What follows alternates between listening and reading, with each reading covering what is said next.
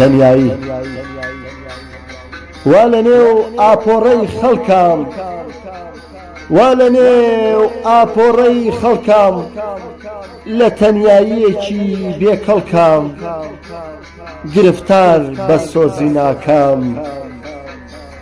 کەس باوەڕ ناکا بێبەڵگەم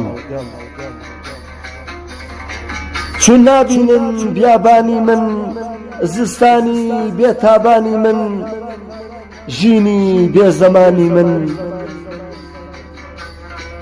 چون نابینن کە بێ فەرقا کردار لەگەڵ زمانی من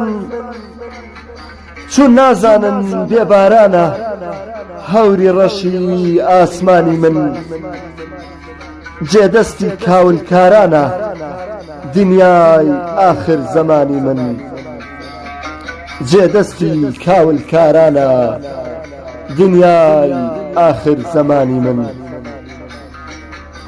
تەنیایی گوڵەکان دەکاتە شانازی بێزەمانی من هەندێ مرۆڤ دوو دیویان هەیە وەک قوماش وەها لێکجیایە هەر ناوی لە ئەرز شەقایە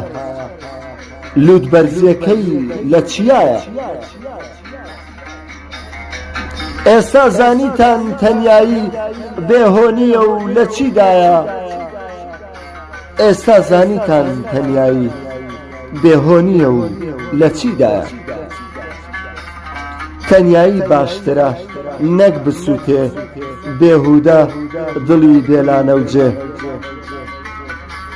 هەیە وەک قوماشی عادی یەکجار بە فرمێسک بیشۆ بە پیسی کاڵ دەبێتەوە ڕۆحی خاڵی خەیاڵمادی وەک یەکەم ژوان لاڵ دەبێتەوە هەیە کەسی بێڕوت و ڕەهات بەرچاو تاریک وەک شەوی نەهات بێتە سامۆح چاو ناپۆشن بۆیە لە ژین خۆشی نانۆشن